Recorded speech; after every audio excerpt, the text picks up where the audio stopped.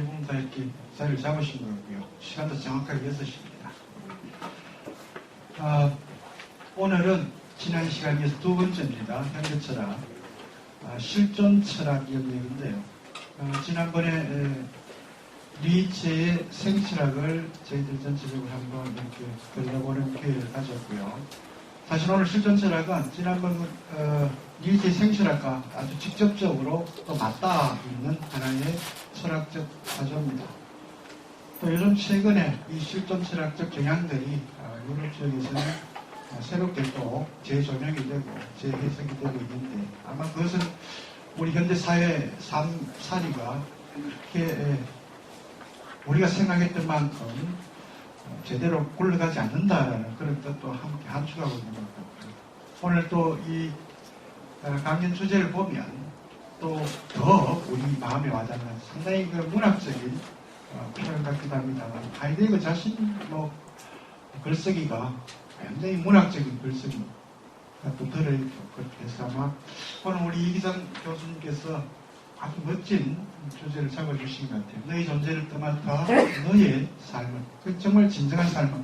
지난해 우리 백성희 교수님께서 건강한 삶을 이제 프로젝트화해서 기획하는 그런 그림을 우리한테 그려주셨는데 오늘 그걸 좀 더 구체적으로 여러분 각자의 삶을 어떻게 살아야 될 것인지 오늘 강연 주제 강연을 통해서 한번 생각해 볼 수 있는 기회를 갖도록 하시기 바랍니다. 오늘 강연해 주실 이기상 교수님 짧게 제가 소개해 드리겠습니다. 서울 가톨릭대학교 신학부를 마치셨고요. 벨기에 루벤대학교 신학대학원 석사과정을 수료하셨습니다. 독일 뮌헨 예수의 철학대학 철학 석사를 하셨고요. 또 동시에 철학 박사학위까지 하셨습니다. 한국외국어대 인문과학 연구소장님을 역임하셨고요. 한국철학교육연구회 회장님을 역임하셨습니다. 우리말로 학문학위 모임 초대 회장을 역임하셨고요. 현재 우리 사상연구소 소장을 역임하고 계시고요. 국가기록관리위원회 위원이시기도 합니다. 한국외국어대 철학과 명예교수이시고요. 하이데거 관련된 책들은 워낙 많이 지금 나와 있기 때문에 그 많은 저서들 중에서도 번역 포함 저서 포함해서 대표적으로 우리 이기상 교수님 저서를 말씀드리면 하이데거 실존과 언어, 좀 전에 시간 번역은 아마 여기 철학하시는 분들은 다 한번 읽어봤던 책들일 것 같습니다. 하이데거의 그 어려운 존재와 시간이라는 책을 번역을 하셨고요. 그리고 어떻게 보면 우리 이기상 교수님 학문생활을 하면서 아주 쉽게 그러면서도 본인의 철학을 녹여냈던 책이라면 아마 저는 개인적으로 제가 읽어봤기 때문에 그런지 모르겠습니다. 이 철학 노트가 아닌가 그런 생각이고 요즘은 또 다른 영역에 많은 또 고민을 하고 계시고 있습니다. 수상 경력으로는 제11회 연합학술상을 받으셨고요. 제34회 한국출판문화상 번역상을 받기도 하셨습니다. 자, 오늘 우리 주제 강연을 해주실 이기상 교수님 앞으로 모시겠습니다. 큰 박수 부탁드립니다.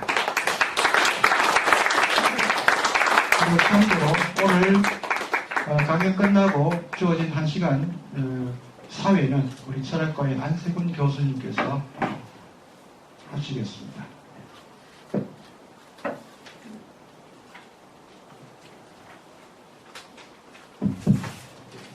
예, 방금 소개받은 이기상입니다. 예, 고맙습니다. 예, 제가 20년 전에 여기 왔었던 것 같습니다. 자세한 날짜는 모르겠는데 대충 내가 1993, 4년경에 하이데거와 해석학의 문제로 노벨수학 콜로퀴움을 발표한 것 같습니다. 그들이 20년이 지나서 다시 초대를 받아서 오늘은 실존 철학에 대해서 여러분들하고 얘기를 나누도록 하겠습니다.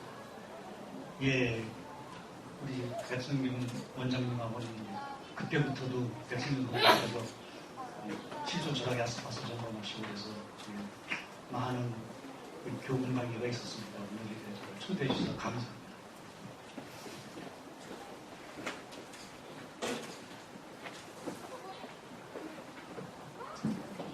이걸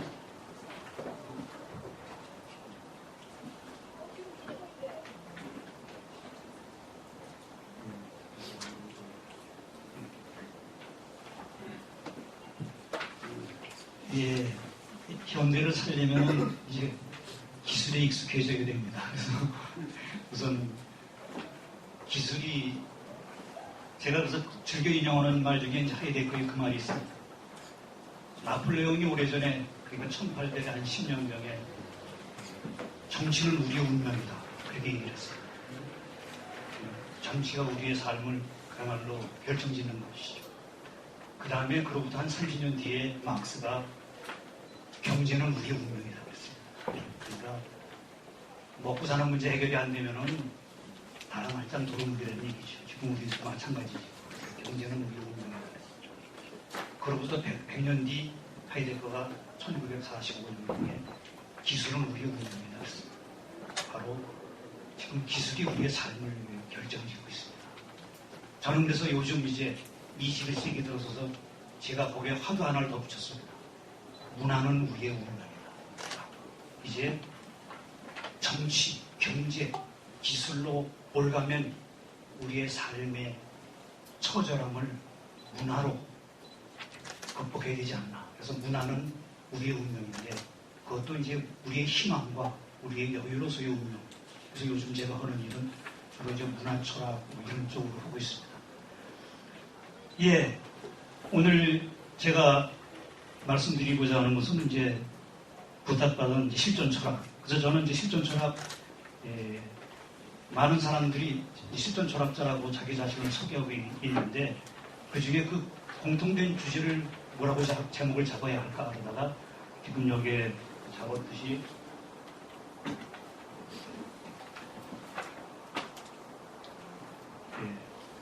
너희 존재를 떠맡아 너희 삶을 살아라.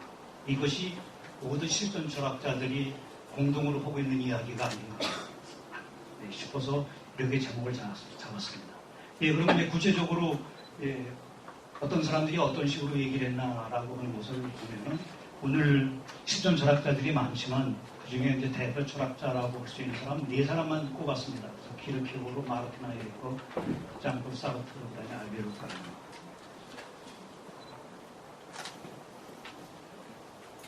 그럼 먼저 실존 철학의 유래에 대해서 이제 간단하게 말씀을 드리죠. 제가 밑에 실존 철학 죽었는가 살았는가 프리츠 하이네만의 저서를 제가 따라놨는데 요즘 문제가 다시 한번 던질 수가 있는 문제죠. 실존 철학 죽었는가 살았는가. 실존 철학이 대충 1920년대 중반 24, 5년 하이데거의 존재와 시간이 26년에 발간이 되고 그 다음에 야스파스의 작품들이 철학이라는 작품들이 대충 그때쯤 발간이 되고 그럽니다. 그래서 그때 철학의 사조를 이제 실존 철학이라고 이름을 붙였습니다. 그 실존이라고 하는 그 실존을 인간만의 독특한 존재, 있음의 방식으로 이해하며 그 구조의 양토를 분석 기술하고 있는 철학방이라고 제가 나름대로 규정을 해봤는데 근데 실존 철학이라는 이름은 바로 이 하이네만이 붙인 이름입니다. 하이네만이 바로 저 책을 쓰면서 그 당시의 흐름들을 실존 철학이라는 이름으로 명명을 했죠. 그러니까 사실은 철학에서 가장 중요한 것은 이름 붙이기입니다. 그 이름을 붙인 사람이 바로 프리츠 하이네만입니다. 그런데 프리츠 하이네만이 저 책을 쓸 때가 대충 이제 1940년대 초반, 중반이었습니다. 그냥 그 당시 이제 전쟁의 와중 여러 가지 다른 사회적인 문제가 많이 일어나는 바람에 실존 철학이 과연 유효한가? 그래서 저런 질문을 하는 거죠. 실존 철학 죽었는가 살았는가? 라는 질문을 합니다. 그런데 아시다시피 1943년에 이제 장폴 사르트르가 존재와 무를 씁니다.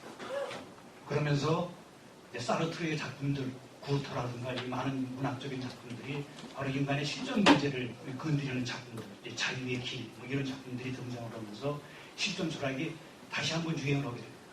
그러면서 사르트르가 한 유명한 말이 있죠. 실존주의는 인문주의다, 휴메니즘이다 라고 하는 유명한 말을 합니다. 그러면서 다시 이제 실존 철학이 아닌 이제 실존주의가 1940년 전쟁 2차 대전 후 다시 한번 전 세계를 강타하게 됩니다. 여기서 이제 사르트르는 이제 실존주의를 휴메니즘이라고 규정을 하면서 새롭게 실존 철학을 실존주의로서 규정을 하면서 많은 사람들이 관심을 끌게 되죠. 그때 프랑스에서 장 보프레라고 유명한 학자가 있었는데 이 학자가 이 실존 철학이 휴메니즘이다라고 하는 게 좀 마음에 걸린단 말이에요. 그래서 하이데거한테 편지를 씁니다. 편지를 써서 물어봅니다. 실존 철학은 휴메니즘이냐, 실존주의는 휴메니즘. 그래서 이 논쟁이 이제 유명해집니다. 하이데거가 그래서 실존 철학은 휴메니즘이 아니다 하고 해가지고 그 실존 철학의 논쟁에 이제 뛰어듭니다. 그래서 그 당시에 쓴 책들이 이제 진리의 본질에 관하여, 그 다음에 형이상학이란 무엇인가 등등의 글을 쓸 텐데, 그때 이제 바로 인문주의에 대한 서신이라고 하는 논문을 쓰죠. 바로 그것은 사르트르의 실존주의는 휴메니즘이다라고 하는 휴메니즘이다라고 하는 것에 대한 하이데거의 반박입니다. 이런 식으로 이제 실존 철학, 실존주의라고 하는 것이 이렇게 흘러왔지만 사실은 많은 학자들이 자기 자신을 실존 철학, 실존주의자 뭐 이렇게 규정하는 걸 싫어했습니다. 지금 여기서 다루는 제가 네 사람들을 다루지만 키르케고르도 이 실존 철학이라는 용어, 실존에다 철학이라는 용어를 붙이지 않고 실존 학문이라고 하는 용어를 붙이기를 바랐습니다. 그 다음에 하이데거는 자기 자신의 철학을 애초에 실존 철학이라고 그러지 않고 자기는 존재론자다, 형이상학자다라는 이야기를 한 것으로 유명합니다. 그 다음에 이제 사실은 이제 사르트르만이 어떻게 보면 실존주의라는 이야기를 썼지만 사르트르도 사실은 이제 실존 철학자 이렇게 불리는 것을 이제 싫어했습니다. 그래서 그 다음에 이제 역사, 이성 비판 이런 쪽으로 관심을 두기 시작했고요. 그 다음에 이제 제가 이제 다루는 까뮤도 마찬가지입니다. 까뮤도 자기는 실존 철학자가 아니라 오히려 실존에 대해서 하는 저술가, 문학자이길 바랐습니다. 소설가로 남기를 바랐던 거죠. 그렇게 사실은 이제 실존에 대한 해석들이 아주 다양합니다. 그런 걸 이제 살펴보면요. 이제 실존 철학에서는 엑시스텐스 필로소피라고 했듯이 또 엑시스텐시알리즘이라고 했듯이 엑시스텐스라는 개념이 아주 핵심이 되는 개념입니다. 근데 엑시스텐시라는 개념, 이것은 과거에도 있었던 거죠. 엑시스텐시아라고 하는 라틴어에서 나온 거죠. 이것은 그전에는 실제, 있음이라는, 실제로 있음이라는 의미로 쓰였습니다. 그리고 이것에 대한 대항이 되는 개념은 에센스라고 하는 본질이라는 개념이 있습니다. 여태까지의 하이데거 이전의 철학자들은 흔히 존재하는 것들, 존재자는 이 두 가지의 존재론적인 계기가 있다고 봤어요. 구성 요소가. 하나는 본질이고 하나는 실제고. 본질은 바로 에센시아, 그것이 무엇이냐라고 하는 물음에 대한 답이고, 실제는 그것이 있느냐 없느냐라고 하는 물음에 대한 답이죠. 그래서 존재하는 모든 것은 지금 여기 이 마이크가 있다고 하면 마이크가 여기 실제로 있는 것, 바로 있는 것, 이게 있음이 엑시스텐시하고 마이크가 무엇이냐라고 하는 것에 대한 물음이 바로 이제 본질에 대한 물음이었어요. 그런데 하이데거 이전의 철학자들은 이 있음이라고 하는 것, 실제라고 하는 것, 엑시스텐시아라고 하는 것은 존재하는 모든 것은 다 똑같다라고 그랬어요. 하느님만 빼고 이 책상에 있는 거랑 여러분들이 있는 거랑 그 의자가 있는 거랑 역사가 있는 거랑 문화가 있는 거랑 있는 건 다 똑같다고 생각을 했어요.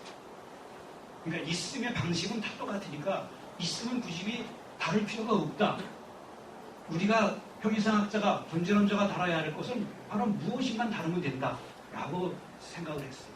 그래서 이제 여태까지 형이상학 존재론은 전부 본질 형이상학이다 라고 하는 거고, 그래서 하이데거 이 유명한 말이 이제 2500년의 서양의 존재론을 이 본질에만 치중한 본질 형이상학이다라고 얘기를 했어요. 그런데 중요한 건 바로 이 존재가 무엇이냐라고 하는 의미에 따라 가지고 이 본질도 달라지는 거기 때문에 이제 본질, 그러니까 엑시스텐시아, 그러니까 있음에 이제 초점을 맞추는 이제 철학이 실존 철학인데 이제 앞으로 다루겠지만 엑시스텐스라는 개념을 키엘케르크가 처음 사용을 하면서 이것은 오로지 인간의 실제만을 다루기 위해서 쓰는 개념이다. 이렇게 등장을 합니다. 그러니까 여기 이 책상, 이 마이크, 여러분들이 깔고 있는 의자 이런 것들이 있음하고 우리들 인간들이 있음하고는 그것이 본질적으로 틀리다. 여태까지는 이거 다 비슷하다, 같다라고 생각을 했어요. 하느님의 있음만, 하느님은 창조주이기 때문에 하느님은 자기 스스로 자기 자신의 원인이고 스스로 존재하기 때문에 하느님의 있음만 존재 그 자체, 있음 그 자체고 나머지는 전부 하느님에 의해서 창조된, 피조된 것들이기 때문에 피조된 것으로서 다 똑같다라고 봤기 때문에 굳이 그 있음의 방식을 다룰 필요는 없다라고 합니다. 근데 하이데거가 가만히 생각하니까 인간에 대한 규정이 그렇기 때문에 인간에 대한 규정이 이 규정을 내릴 수가 없는 거예요. 인간을 일단 사물하고 같은 차원에서 규정을 하고 나니까 동물하고 같은 차원에서 규정을 하고 나니까 고작 해야 이성적인 동물은 동물주의인데 존재하는 방식은 똑같은데 그 머리만 좀 좋은, 지능만 좀 좋은 그런 것으로만 규정해요. 그런데 바로 이 키엘케고로부터 시작을 해가지고 인간은 바로 존재하는 방식이 틀리다라고 규정을 하게 되는 거예요. 그래서 그 점이 이제 독특하게 드러나는 거죠. 그래서 이제 실존이라는 개념은 오로지 인간만을 쓰는 개념. 이거 사실은 우리가 이 책상의 실존이라고 그렇게 쓴다면은 그거는 잘못된 표현입니다. 책상은 그냥 실제하는 거예요. 그냥 여기 있는 거예요. 그렇지만 인간만이 실존한다라고 하죠. 근데 왜 인간만이 실존하느냐? 그것은 이제 키엘케고르가 이런 식으로 얘기해요. 인간은 어쨌든 그냥 아무것도 안 하고 그냥 먹고 싸고 그렇게만 살아도 인간은 여기는 의자하고 여기는 책상하고 다르다고 보는 거예요. 그래서 그렇게 그냥 통상적으로 실존함도 다른 실제하고 다르고 그런데 이제 키엘케고르는 통상적인 실존함이 아닌 본질적인 실존, 본질적으로 실존해야 된다라고 그래요. 그러니까 본질적인 실존이란 뭐냐 하면은 바로 실존함으로서의 나 자신을 선택합니다. 그래서 이제 앞으로 실존 철학에서 나오지만 이것은 전부 통용이 되는 거예요. 나 자신을 선택한다. 그래서 이 키엘케고르는 여기서의 본질적인 실존함의 본질이라고 하는 것은 자기 현재, 자기 안에 현존하여 있으며 그 자체 거기에 있음을 의미하는 거예요. 그래서 자기 자신에 대한 걱정 속에서 자기 자신에 대해 완전히 현재적이 되는 거죠. 이것을 본질적인 실존이라고 봤습니다. 예, 텍스트 여러분들께서 봐서 이제 텍스트를 보시면은 거기에 3쪽이죠. 3쪽 키엘케고르 나오기 전에 단락을 보면 거기에 제가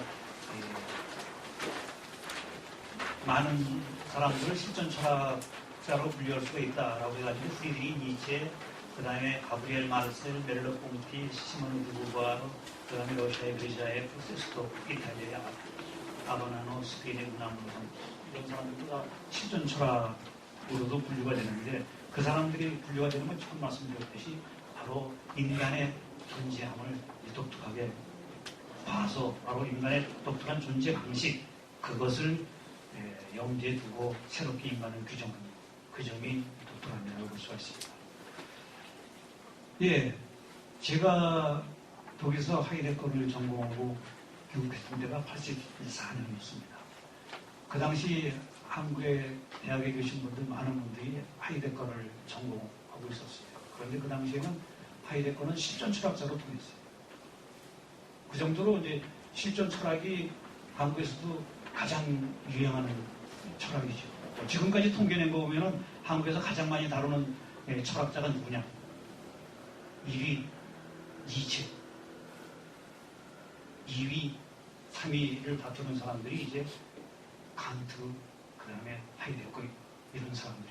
그 정도로 이제 하이데거는 일본 사람들이 좋아해가지고 일제시대부터 하이데거에 대해서 많은 논의가 있었습니다. 하이데거가 아까 제가 말씀드렸듯이 1926년에 존재와 시간을 발표했는데 일본에서는 이미 존재와 시간을 발표하기 전에 20년대 초반에 학자들을 보내서 하이데크 밑으로 보냈습니다. 후센 밑으로 보낸 게 아니라 하이데크 밑으로.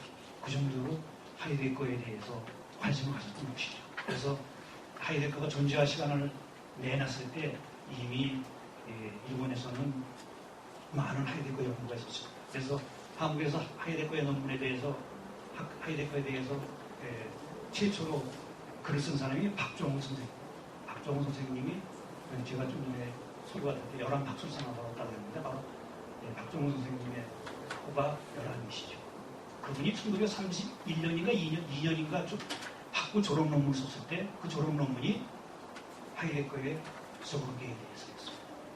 제가 말씀드렸듯이 1927년에 26년, 27년에 존재와 시간이 독일어로 발간이 됐는데 한국에서 학부의 학부 논문이 하이데크의 조력에 대해서 하이데크 염려 개념에 대해서 썼을 정도로 그렇게 하이데크가 많이 알려졌던 거죠. 그러다가 이제 지리도 한국 정쟁을 겪으면서 하이데크에 대한 실존 철학에 대한 관심들이 무척 일어났습니다.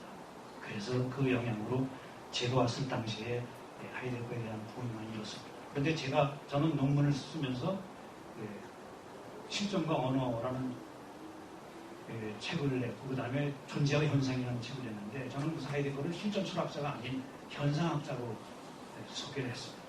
그래서 이제 하이데크 해석에 새로운 시도를 했다고 얘기를 이제 들었습니다.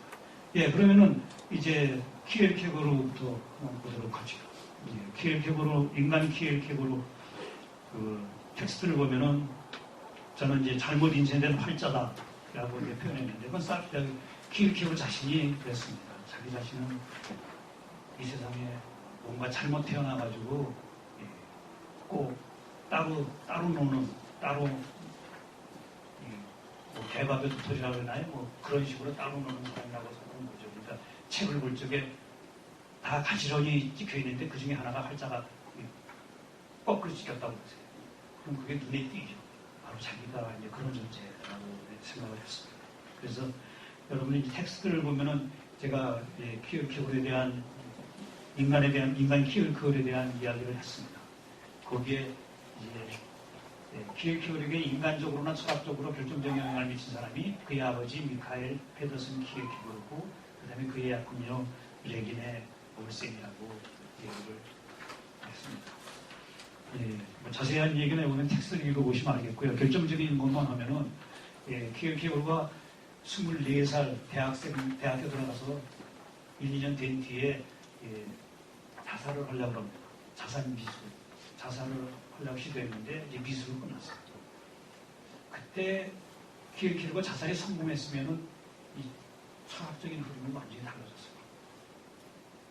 하나님은 키엘케고르가 자살이 성공하지 않도록 했나고 자살이 미술을 고쳤습니다. 그래서 실존 철학이 생긴 겁니다. 그렇지 않았으면 실존 철학이라는 철학이 아마 등장을 안 했을 수도 있습니다. 그 당시 미술에 끝이고 난 뒤에 이게 이런 글을 썼습니다. 그때 엄청난 지진이 무서운 변동이 일어났다. 그것은 나에게 전 현상의 새로운 해석을 강요하여 나는 아버지의 장수가 하느님의 축복이 아니고 오히려 저주라는 것을 알았다. 또 나는 우리 가족들의 뛰어난 정신적 천분이 단지 서로 괴롭히기 위해서만 존재하고 있다는 것을 이해한다. 나는 아버지에게서 우리들 모두보다도 더 오래 생존해야 할 운명을 걸머진 하나의 불행한 인간을 보았을 때 나의 주위에 죽음의 정적이 지쳐가는 것을 느꼈다. 하나의 죄가 전 가족의 머리 위에 뒤덮여 있음이 틀림없다. 하나님의 한물이 그 위에 있음이 틀림없다. 근데 아버지의 비밀이 뭐였을까? 아버지의 비밀은 두 가지였습니다. 하나는 아버지가 결혼을 했는데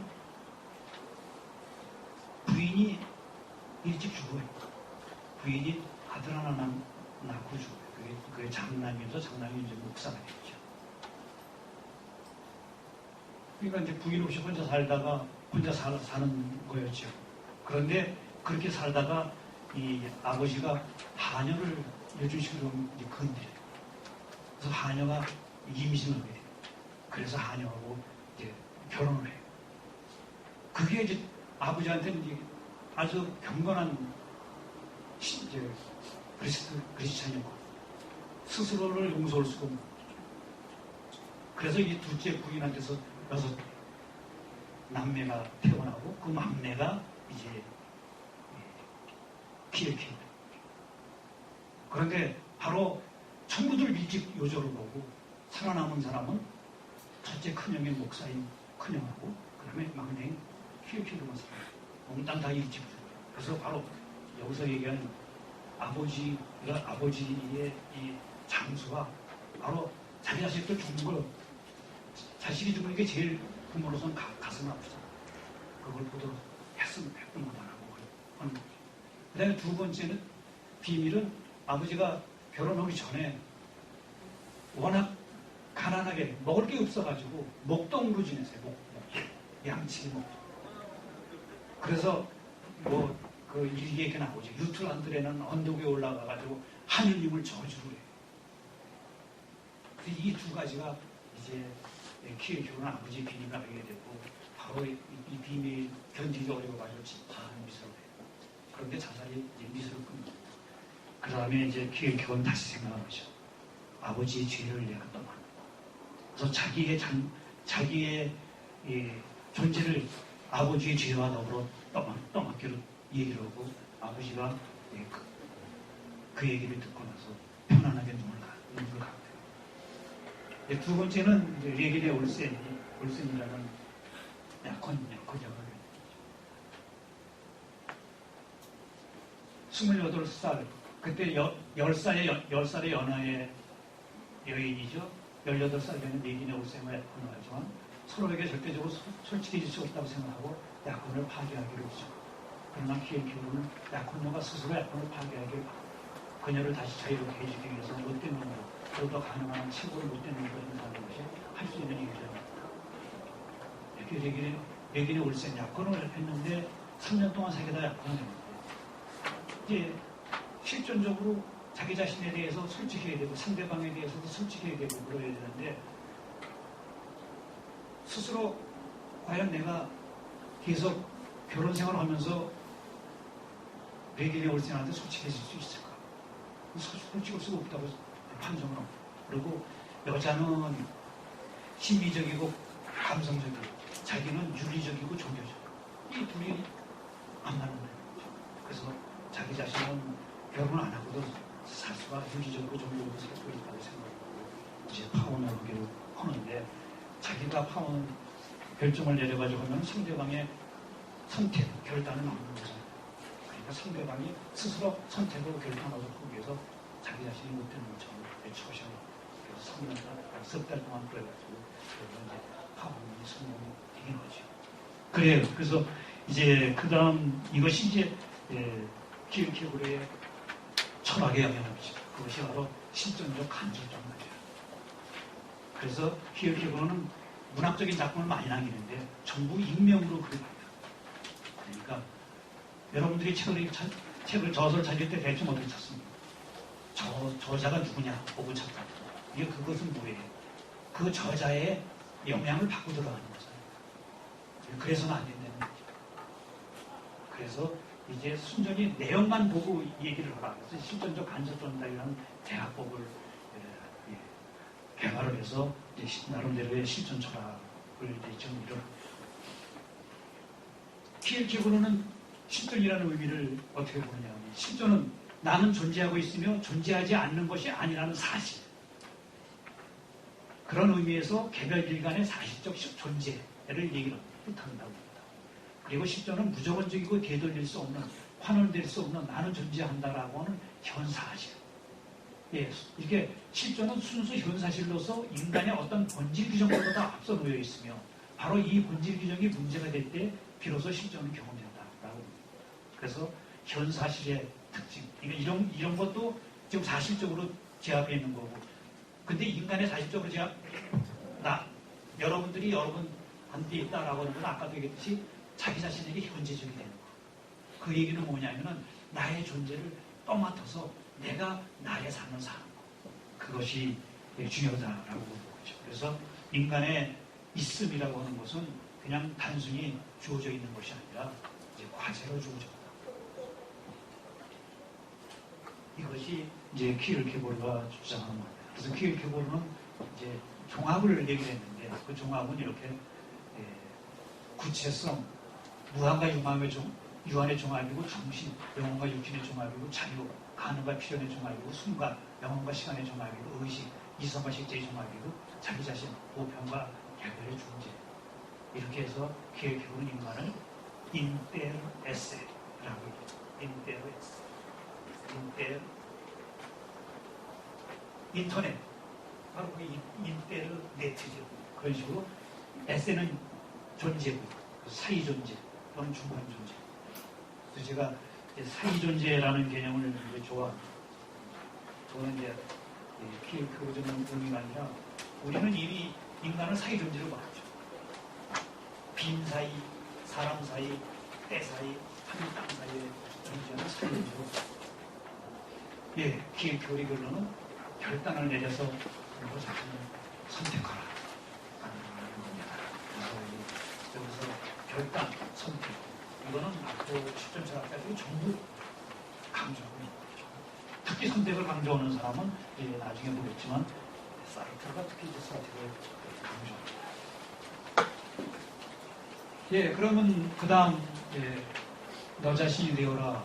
마틴 하이데거를 저는 이제 너 자신이 되어라라는 말로 표현합니다. 예, 현대에서의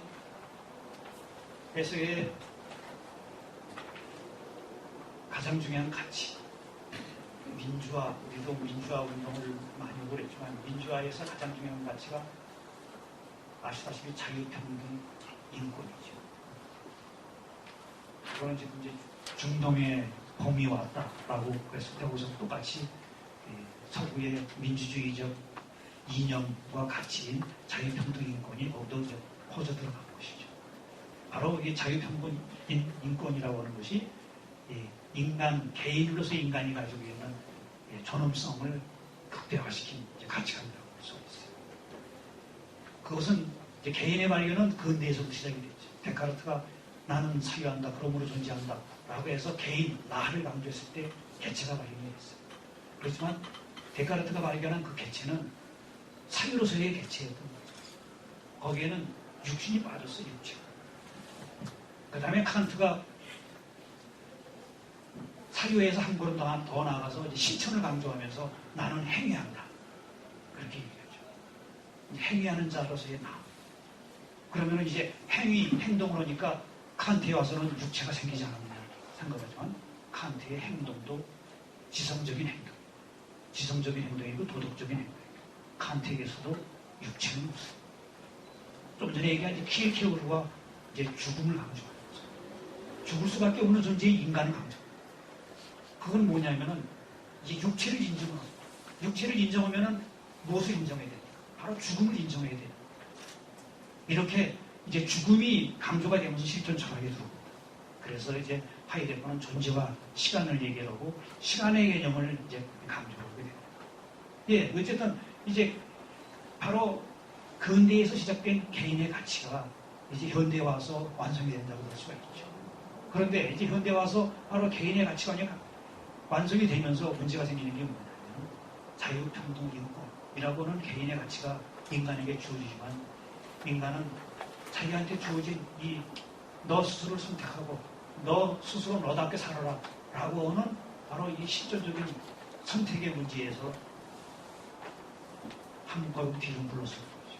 선택을 겁을 내고 결단을 겁을 내고 바로 내 스스로 내 삶을 결정지어야 한다는 것이 가장 큰 걱정이 됩니다. 그게 무슨 개념으로 등장이 되냐면 불안으로 등장이 됩니다. 물론 이제 불안이라는 개념은 벌써 키르케고르에서 등장하죠. 그런데 이제 이 개념이 바로 인간의 실존적인 존재 방식의 근본적인 기본으로 정의한 사람은 하이데거입니다. 그래서 하이데거도 불안이라고 그러고 이제 다음에 등장한 사르트르도 바로 인간의 존재 방식, 그것은 불안이라고. 불안이라고 하는 것은 그 반대 개념은 바로 자유라는 개념이 있기 때문에 불안이라고 있는 것이죠. 독일 말로 쿠발데어 바르이라는 말이 있습니다. 그건 뭐냐면 선택의 고통. 그러니까 예전에는 그냥 하나밖에 없는 거 어쩔 수 없이 취할 수밖에 없었는데 요즘은 선택할 것이 너무 많은 거예요. 선택지가 너무 많은 거죠. 이 많은 선택지에서 어떤 거를 골라야 할지 망설여지는 거죠. 그래서 이 선택지가 많은 것 때문에 불안해요. 그것을 이제 사르트르 같은 경우는 자유에 대해서 사춘기 철들 시절이라는 표현에서 그렇게 얘기를 합니다. 그러니까 요즘 이제 우리 사회에서 똑같죠. 캥거루족이 많다 그러잖아요. 결혼도 연령이 자꾸 늘어져요. 왜냐? 선택을 안 하는 거예요, 선택을. 그래서 저는 이제 막말로 그렇게 얘기하죠. 제가 철학과 있을 때 이 여학생들이 많았는데 여학생들이 대부분 노처녀들이에요.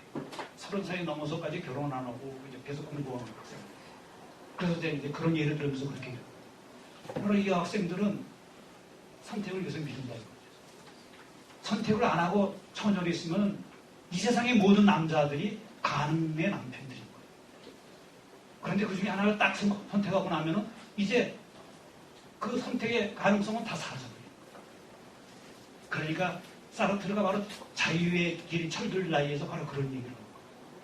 인간은 바로 어떤 것을 선택하는 순간 나머지가 이 선택의 가능성에서 사라져버리니까 그것이 두려워가지고 선택을 안 하고 계속 미루는 거예요. 사춘기가 미뤄진다는 거죠. 지금 우리 사회가 그런 거잖아요. 이제 부모 곁으로 안 떠나려고 그래요. 그래서 계속 캥거루족이 되고 무슨 족이 되고 무슨 족이 되고. 그러니까 이제 현대에서 가장 큰 문제는 여기서 얘기했듯이 자유로부터의 높이는 거예요.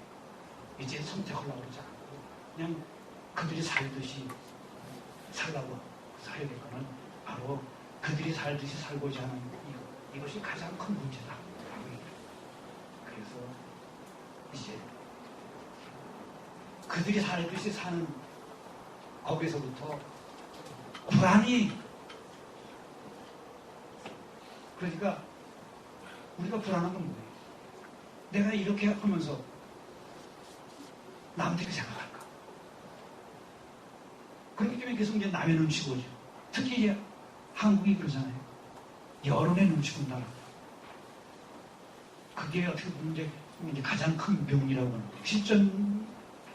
실전과 가장 거스르는 것이 이제 그것이라고 부르는 거예요.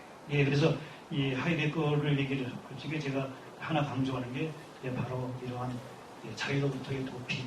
그래서 그냥 그들이 살길 그냥 중간쯤 가려고 그러는 거죠. 우리 말에 뭐가 있습니까? 가만히 있으면 중간으로.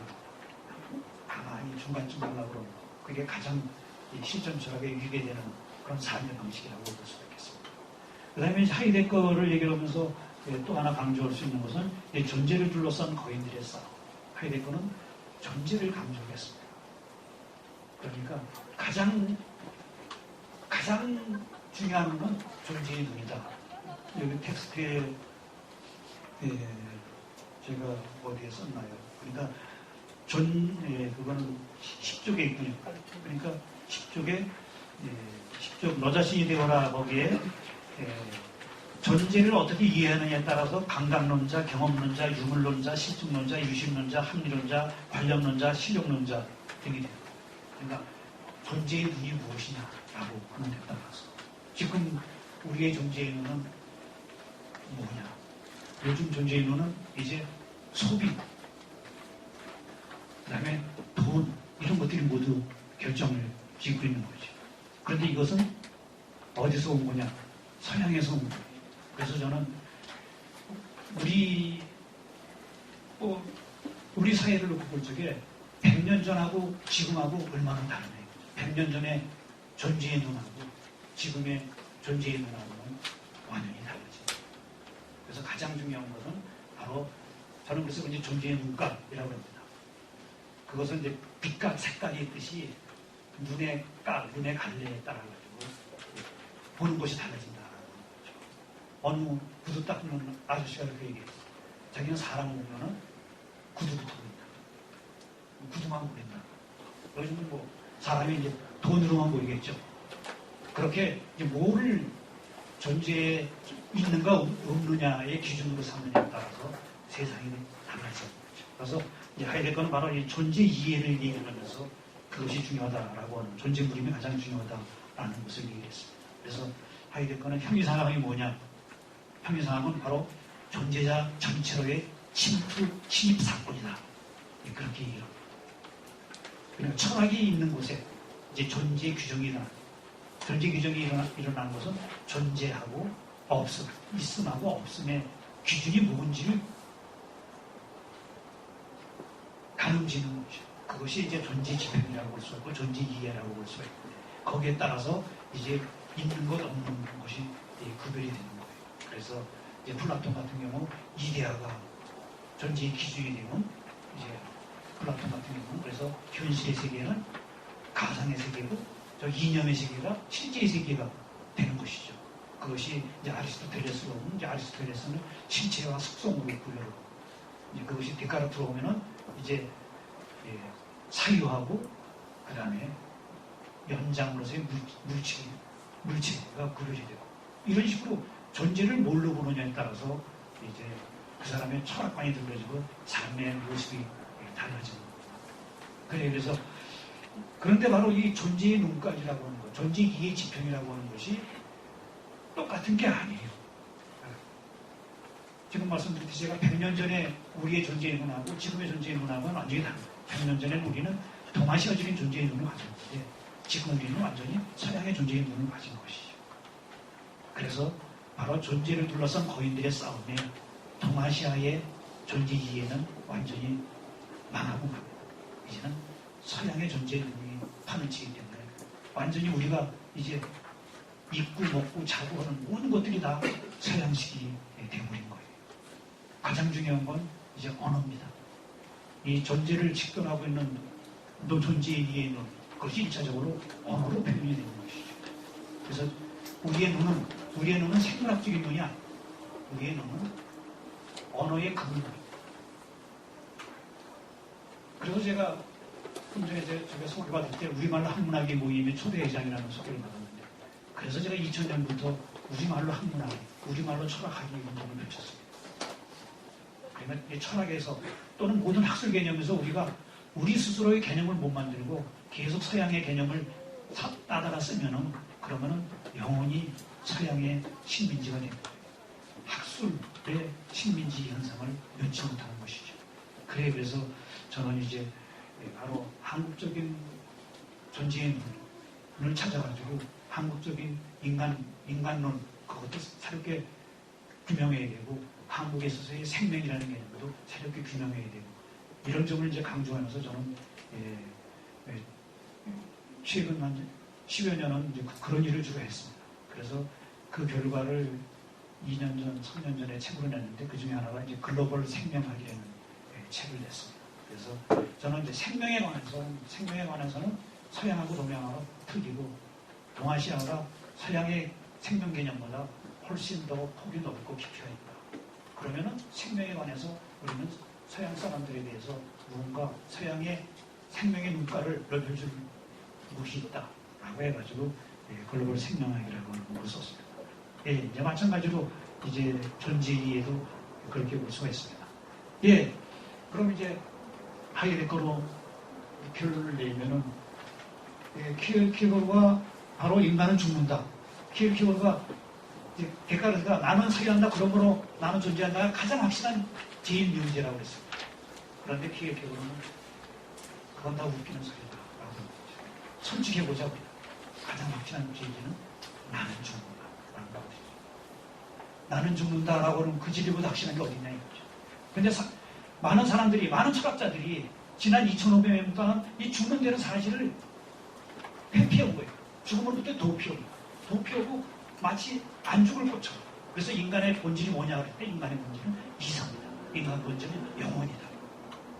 이런 식으로 끊임없이 죽음이 아닌 반대 부분을 갖다 놨다 이거죠. 근데 하이데거는 바로 그것도 바로 인간이 죽을 수밖에 없는 존재이기 때문에 죽음과의 관계를 맺는 방식 중에 하나다 이거죠. 죽음을 마치 죽지 않을 것처럼 해서 여기서는 안 죽고 저 세상에서 살고 그러니까 이 세상에서의 삶은 참이 아니고 저 세상에서 삶이 인간적인 삶이다 라고 이런 것들은 다 자기 기만이다. 죽을 수밖에 없는 존재가 버리고 있는 자기 기만이다. 그래서 인간은 하이데거는 죽을 수밖에 없는 존재라고 하는 것을 스스로 인정하고 그렇게 볼 적에 인간은 시간적인 존재이고 그 시간적인 존재는 미래로 앞서가고 유래, 과거로 되돌아가고 그래서 현재를 살아요. 바로 과거, 현재, 미래가 이 현재 속에서 이루어지고 있는 그런 삶이 인간의 삶이다라고 하는 거죠. 그래서 이제 현사실, 그것은 나의 유래를 떠맡는 거죠. 그 다음에 존재 가능, 그것은 나의 미래를 내가 기획을 해서 앞으로 던지는 것이죠. 바로 나의 현사실, 유래를 떠맡고 나의 미래를 앞으로 던져서 지금의 현재를 나를 사는 것. 그것이 이제 하이데거가 생각하는 너 자신이 되어라 라고 하는 시간적인 존재로서의 하이데거의 이야기라고 할 수 있겠습니다. 예, 그러면은 이제 사르트르로 넘어가고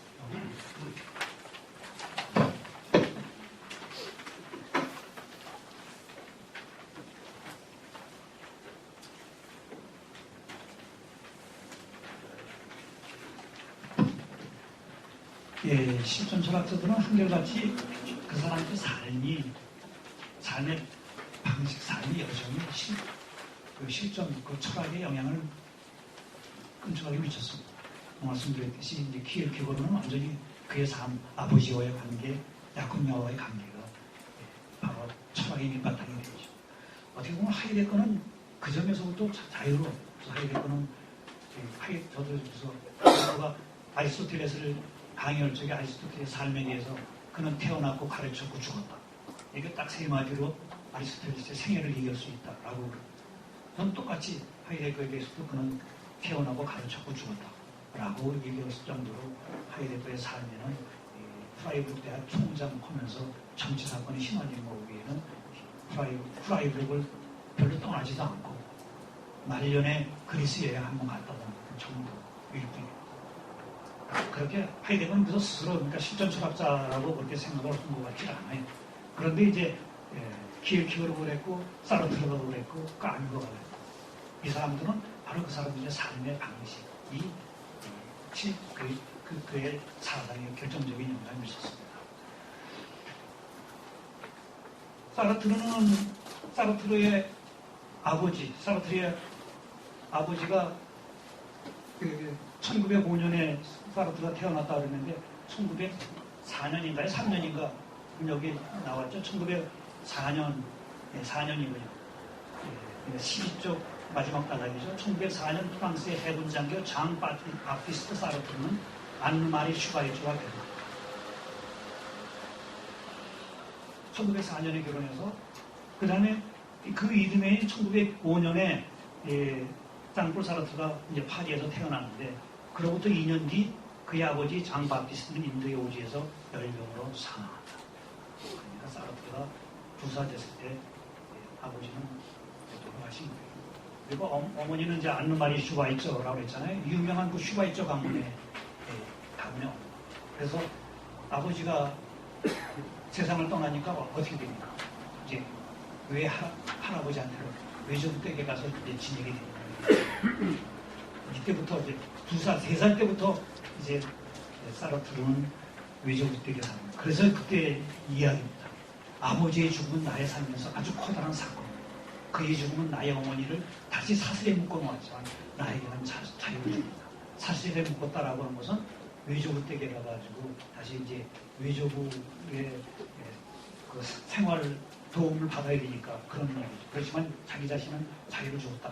이제 더 이상 제가 여기 그 다음에요. 왜냐하면 나의 아버지가 계속 더 살아있었다면 그는 나를 깔아뭉개며 나를 억압했을 것이기 때문이다. 이렇게 사르트르는 아버지의 부재에서 어떤 초자아의 부재, 다시마의 초자아라고 해요. 그래서 자유를 이제 느낀 거죠. 그런데 이제 텍스트에서도 썼듯이 그 13쪽이죠. 13쪽. 외조분의 집안에서의 소년 사르트르의 처지는 이중적이었다. 한편으로 사르트르는 낙원과 같은 상태였다고. 그가 언제나 가족들 관심의 초점이었다고 말하고 있다. 그의 외조부는 그의 놀이의 상대로 간주하며 그를 운명의 아주 특별한 은총으로 여겼다. 반대로 그의 어머니는 소년 사르트르에게 주의 주며 말하기를 착하게 행동하지 않으면 언제 집에서 쫓겨날지 모르니 언제나 착하게 올라가야 한다. 이래서 그는 얌전한 소년 역할을 떠나는다. 바로 이것이 이제 그의 실존철학에 관한 것인 거죠. 그래서 여기서 이렇게 얘기하죠. 성인들은 나의 진리, 나의 성격, 나의 이름을 순하게 갖고 있다. 나는 나 자신을 그들의 눈으로 보는 누구 배워. 나는 그들 자신의 걱정으로 만들어내는 자신, 괴물이다. 그들이 거기 있지 않을 때에도 그들은 그들의 눈길을 남겨놓았으며 그 눈길은 빛과 하나가 돼요. 이것이 이제 나중에 사르트르의 그 유명한 눈길, 시선에 대한 해석, 다른 사람, 타인의 시선이라고 하는 이야기가 여기서 나올 수가 있죠. 그런데 이제 그 다음 단락에도 나오듯이 사르트르는 바로 이러한 자기 자신이 얽혀있는 실존적 상황을 어떻게 해석하고 이제 글을 쓰기 시작을 해요. 그래서 글을 쓰면서 이제 인정을 받기 시작을 하죠. 그래서 한 얘기가 글을 씀으로써 나는 실존하였으며 어른들로부터 빠져나가. 그러나 나는 글쓰기에 실존해. 내가 이 말을 밖으로 말할 때 그것이 의미하는 바는 나는 글쓰기로서 존재함, 실존함을 말한다. 라고 하는 거죠. 이렇게 자기 자신으로서 존재한다. 이제 그 외조분해에서 살아남기 위해서 그냥 단순히 수능하고 적응하고 그러는 것이 아니라 이제 스스로 내가 어떻게 독특하게 나의 자유를 행사해야 할지를 선택하고 결정하고 바로 글 쓰는. 그래서 이제 그 뒤에 바로 이 당시의 결단이 일생을 이어나간다라는 것이죠.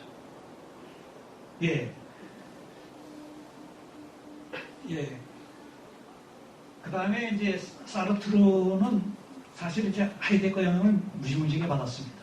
하이데거의 존재와 무라고 하는 것도 사르트르가 하이데거의 존재와 시간을 읽고, 그 다음에 형이상학이란 무엇인가 이 두 권을 읽고, 이 두 권을 나름대로 자기 자신 거로 만들어서 집대성한 것이 존재와 무입니다. 그건 여담인데 이제 하이데거가 2차 대전이 끝나고 연합군들이 하이데거가 살았던 곳이 프라이부르크에 진주합니다. 그래가지고 하이데거가 나치의 친나치족이었기 때문에 하이데거가 우선 잡혀 들어갑니다. 그리고 하이데거의 모든 저서, 모든 책, 모든 마누스크립트가 다 이제 빼앗기게 된 것이요. 그래서 하이데거가 이걸 어떻게 좀 모면해 볼까 해가지고 찾아간 사람이 자기 제자인 막스 뮬러라고 하는 사람. 막스 뮬러라고, 이 사람은 절실한 가톨릭 신자로서 프랑스 말도 곧잘하고, 그런데 바로 이 프라이부르크 주둔 사령관이 프랑스 장군이었어요. 그래서 막스 뮬러고 부탁을 해서 좀 자기한테 유리하게 좀 얘기 좀 해달라라고 그럽니다. 그러니까 그때 이제 막스 뮬러가 그런 얘기를 하죠. 그러면은 선생님이 이제 프랑스하고의 관계가 있다는 것을 알려주기 위해서 선생님께서 요즘 잘 나가는 그 사르트르를 좀 읽어보시는 거 어떻겠느냐고. 사르트르의 존재함이라든가 이런 거 읽어보죠. 그래서 하이데거가 어쩔 수 없이 한번 이제 사르트르 책을 읽어보고 나서 깜짝 놀라죠. 존재와 무. 그걸 읽어보고서는 사르트르는 내가 얘기하는 존재를 하나도 이해 못했다라고. 그래서 그 유명한 이제 사르트르의 오해, 사르트르의 오해가 만든 작품이 존재와 무고, 그거는 존재와 시간만큼이나 유명해진 거죠. 그러니까 철학에서 중요한 건 해석이, 오해든 오해든 자기 나름대로 해석하는 게 중요합니다. 그래서 바로 그 대표적인 오해가 바로 여기 적자 존재하고 이제 대자 존재. 사르트르는 적자 존재하고 대자 존재라는 개념을, 해겔의 개념을 끌어들이죠. 그러니까 이게 이제 하이데거가 전형적으로 자기의 존재 개념을 잘못 이해한 거예요. 그러니까 적자 존재는 이제 이러한 사물의 존재 방식을 말합니다. 그래서 여기 했듯이 사물의 존재 방식으로서 사물은 그것이 무엇인가 그 점이 확정되어 있는 그 자체로 있음의 방식으로 존재한다. 그래서 사물은 이제 자체 동일성이다. 사물은 그 자체가 그 자체와 동일하다. 라고 얘기를 하죠. 그것은 이제 적자 존재. 그런데 인간은 그런 적자 존재가 아니라 이제 대자 존재다. 라고 해요. 인간만의 독특한 존재 방식을 말합니다. 즉, 인간은 그가 무엇인가 그 점이 확정되어 있지 않은 존재로서 자기 자신에 대해 항상 새롭게 관계에 맺으며 자신을 변화시켜 나가는 자기 자신에 대한 존재이다. 그래서 이것을 자기 동일성이다. 그러니까 자체 동일성은 이미 확정되어 있는 거죠. 이 의자는 이미 의자로서 확정되어 있어요. 그렇지만 인간은 자기들이서 자기를 끊임없이 만들어 나가야 돼요.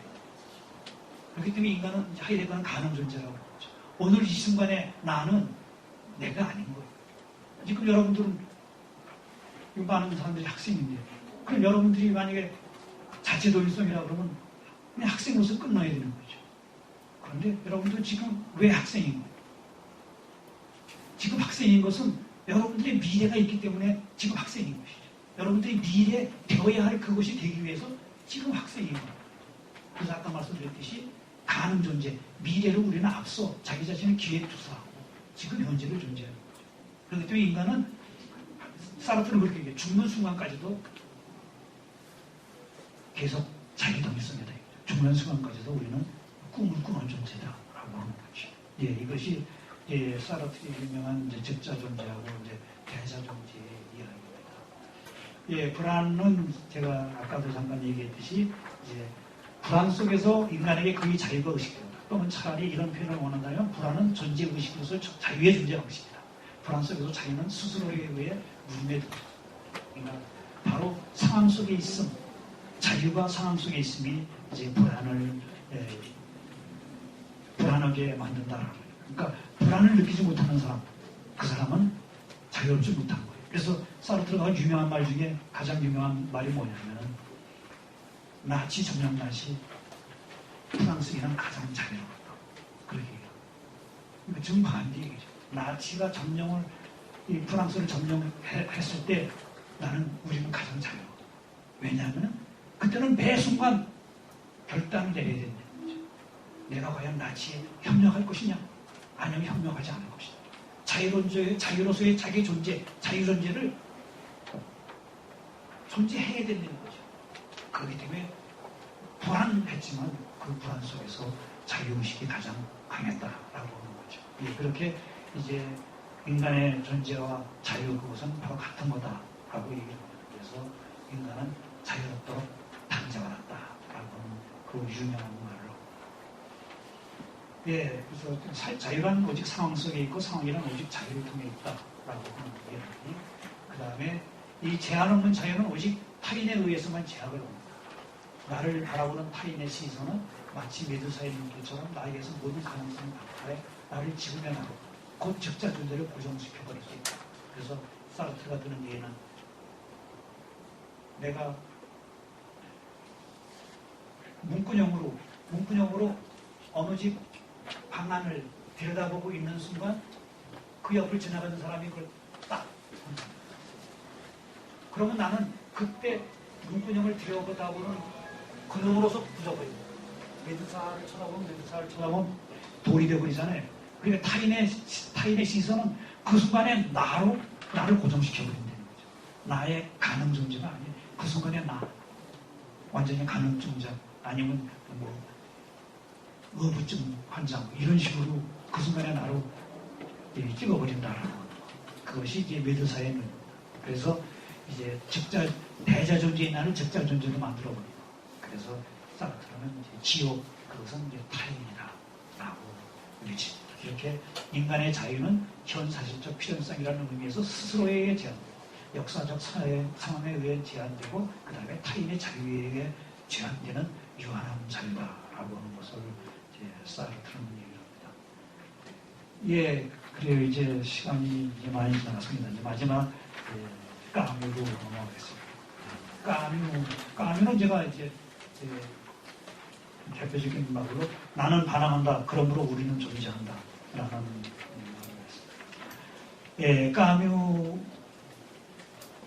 삶도 실존 철학을 하게끔 그렇게 만들어진 삶입니다. 까뮤의 어렸을 적 시절은 굉장히 남들이 보기엔 비참했는데 스스로는 그렇게 비참하다고 생각하지 않았습니다. 그래서 자기 어렸을 때 이 삶을 되돌아보면서 이렇게 썼습니다. 나의 타고난 무관심을 고칠 수 있도록 나는 빈곤과 태양 중간에 놓였던 것이다. 빈곤은 나로 하여금 태양 밑에서 그리고 역사 속에서 모든 것이 옳다고 믿을 수 없게 되고 태양은 나에게 역사가 전부가 아니라는 것을 가르쳐줍니다. 삶을 보다 낫게 만들어야 합니다. 그렇다. 그러나 세계를 저주할 생각은 없었다. 세계는 나에게 거룩한 것이었다. 이렇게 그래서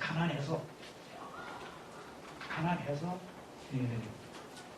어쩔 수 없이 태양 아래에서 수영하면서 놀 수밖에 없었던 그런 처지. 그것이 바로 자기 자신을 이제 작가로 만들었던 그런 이야기. 참 제가 여러분도 텍스트 15절, 16절 삶에 대해서, 그다음에 죽음에 대해서, 까미가 어떻게 죽었는지에 대해서 그야말로 모순된 죽음, 억울한 죽음, 그런 죽음을 그랬습니다. 여러분께서 읽어보시더라고요. 까미는 데카르트의 영향을 받아가지고 이렇게 얘기를 합니다. 사람이 알고 있는 것만을 갖고 살고, 존재하는 것만을 갖고 자신을 정리하고, 그리고 확실치 않은 것은 어떤 것도 끼어넣지 말고, 이렇게 얘기를 합니다. 그런데 바로 이제 데카르트가 사유를 가장 명확한 거라고 생각했으면, 까미는 부조리의 감정이 가장 확실한 거다라고 얘기했죠. 이 점이 이제 키르케고 영향을 받았고 하이데거 영향을 받은 거죠. 하이데거도 인간의 존재 방식이 여기서 처해 있음, 기분으로 표현되는 처해 있음, 그 다음에 이해로 표현되는 기획투성, 그 다음에 현재로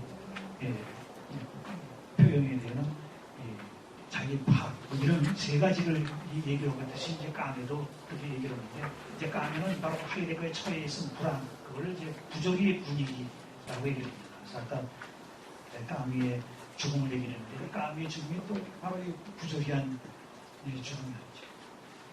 여기서 이제 까미가 얘기하는 감정이라고 하는 것은 이제 통상적인 느낌을 갖고 하는 것이 아니라, 주체의 자격 없이 주어지는 사실의 직접성과 그 사실이 직접적으로 주어져 있다라고 하는 것.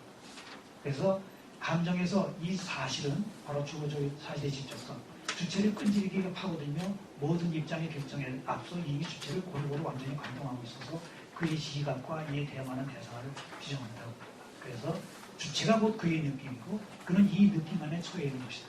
그리고 이 처해 있음이 세계가 우선 내게 처음으로 주어지는 방식이며 세계에 들어옵니다. 그래서 감정은 세계 개방. 이 안에서 사람들은 장르는 모든 이의 이전에 이미 발견되는 것이다. 그러니까 사유 이전에 우리의 느낌이 어떠냐에 따라가지고 세상이 그 색깔 속에서 주어진다라고 하는 거. 그래요. 그래서 이번 학기 목요 철학 콜로퀴움 자체가 그런 거잖아요. 근대는 이성 중심이었다고 한다면, 이제 현대는 이성이 아닌 다른 것. 그러니까 이성 중심이 아닌 다른 것. 그래서 여기서는 이제 실존이라고 하는데, 실존에서 강조되는 것 중에 하나가 바로 이 감성, 감정, 바로 처해 있음, 이런 부분이 강조가 되는 거죠. 불안, 권태, 그 다음에 여기는 이제 부조리, 이렇게 얘기를 합니다. 그래서 시지푸스의 신화에서 이렇게 얘기합니다. 부조리는 무릎을 던지는 인간과 반이성적으로 침묵하는 세계와의 마주침에서 생긴다. 이것을 우리는 잊지 말아야 합니다. 우리는 이 사실을 꽉 잡아야 합니다. 왜냐하면 거기서부터 삶의 모든 올바른 논리적 비결이 산출될 수 있기 때문이다 라고 얘기를 합니다. 그러면서 이 부조리한 상황을 공중전화 박스에서 전화 거는 사람의 예를 듭니다. 그러니까 공중전화 박스가 되게 유리 박스로 되어 있잖아요. 유리 박스에 가서 전화 거는 사람을 잘 보라 이거죠. 전화 걸면서 소리는 안 들리죠. 그런데 그 사람이 온갖 제스처 써가면서 이렇게 뭐라고 아우성을 치잖아요. 그러면 그것을 보면 이게 얼마나 이제 부조리하느냐. 그러면서 이제 사르트르는 까뮈를 합니다. 부조리를 출발점으로 삼아서는 안 된다 이거죠. 부조리를 출발점으로, 출발점이지 규결이 아니다. 부조리가 규결이라고 하면은 부조리에서의 규결은 자살밖에 없다라고. 근데 부조리는 규결이 아니다. 출발점이다. 그래서 나는 방법을 찾아 나선 것이지 어떤 이유를 찾아 나선 게 아니다. 까뮈는 그가 출발점으로 받아들인 이 부조리를 어떤 형이상학적인 전제나 지식으로 초월해 버릴 수 없다. 그렇기 때문에 까뮈는 이 부조리를 극복하기 위해서 초월로 나아가는 사람 중에 한 사람이 바로 키르케고르죠. 키르케고르는 그래서 신 앞에서는 외톨이라고 해가지고 종교적인 실존에서 이 부조리를 극복하려고 하죠. 인간의 불안을 극복하려고 하죠. 그 다음에 야스파스도 바로 이 초월을 통해서 부조리를 극복하는 거죠. 그래서 이제 까미는 바로 이 두 사람을 그렇게 보고 이제 하이데거도 무신론적 실존주의자라고 이 얘기를 할 정도로 하이데거는 자기하고 이제 노선이 같다라고 본 거죠. 근데 사실은 하이데거를 보면 알지만 하이데거는 무신론자가 아닙니다. 하이데거는 거기에는 어머니 신에 대한 긍정이 들어있습니다. 예. 그래서 까미는 인간 존재의 부조리에 대한 조건을 받아들이면서도 계속 밀고 나가고 싶고 이런 식으로 계속 밀고 나가는 강자의 그의 철학은 부조리 철학이면서 혼유주의에 접근했습니다. 그래서 산다는 것은 부조리를 살게 놔두는 것이다. 부조리를 살게 놔두는 것은 부조리를 의미하는 것이다. 그래서 그 시지푸스의 신화에서 이제 끊임없이 시지푸스가 그 무거운 돌을 정상에까지 끌고 올라가. 그렇죠. 정상에는 기껏 끌고 올라가면 다시 굴러떨어져. 그러니까 똑같은 일을 반복하는 것 이게 가장 인간한테 무의미한 일을 시키는 게 인간한테 가장 큰 고통이죠. 그렇지만 바로 이 가장 큰 고통이라고 하는 그것을 우리가 직시하고 바로 그 부조리를 살게 놔두고 그 부조리에 의미를 붙여가지고 그 행동을 해나갈 때 바로 그 부조리를 극복할 수 있다고 봅니다. 까면은 이렇게 그렇게 나의 그 반응이 나는 반항한다. 그러므로 우리는 존재한다. 라고 나의 그 부조리에 대한 반응이 연대감을 형성해가지고 우리가 같이 살아나가도록 한다라고 합니다. 그래서 바로 이것에 대한 이야기는 베스트에 그런 식으로 등장하고 있죠. 거기에 나오는 그 의사류를 비롯해서 몇몇 사람들이 부조리한 현실에 반항하면서 연대감을 가지고 그 부조리를 극복해 나가는 공적을 강조하고 있습니다. 예, 이렇게 대충 제가 이제 네 사람의 실전 철학자들의 핵심되는 사상을 얘기를 했습니다. 그러면은 지금 이제 그 이후는 어떻게 됐느냐? 그 점을 제가 여기 텍스트에 안 썼는데 필로그로 말씀드리면 하이데거의 제자 중에 한 사람은 하인리히 롬바크라는 사람이 있습니다.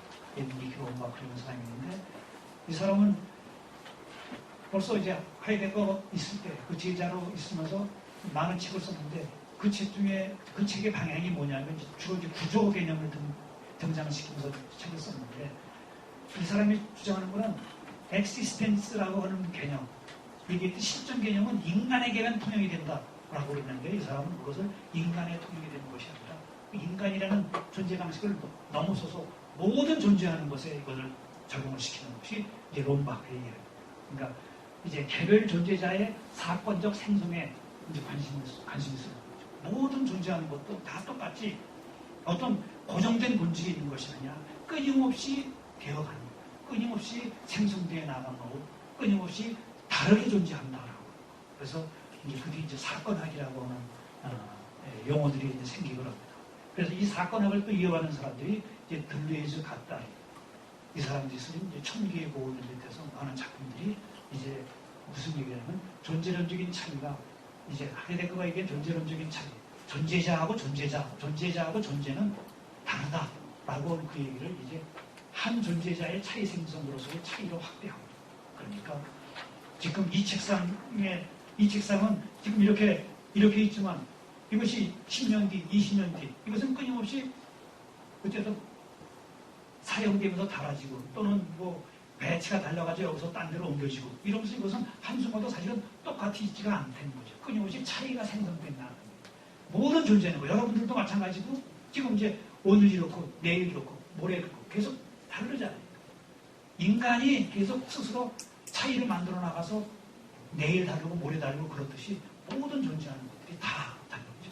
그래서 이제 존재론적인 차이는 바로 차이 생성의 차이로 바뀝니다.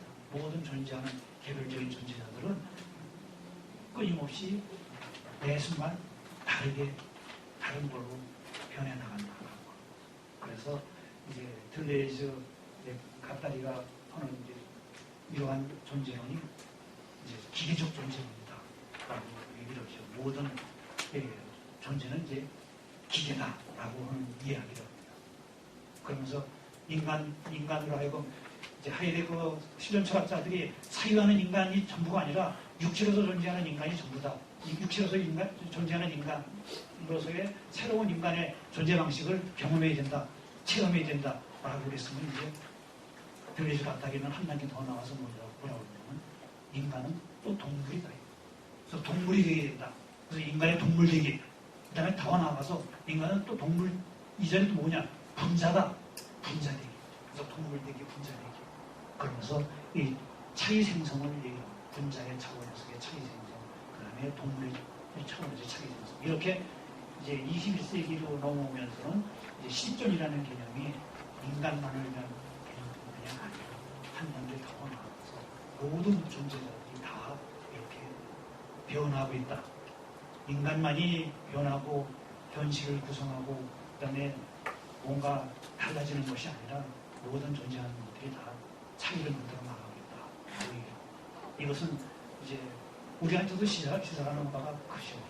동아시아는 애초부터 이 되어감, 됨, 생성, 차이를 중요시 했습니다. 우리말로 본질, 우리말의 본질이 순수 우리말로는 뭐냐? 됨됨입니다.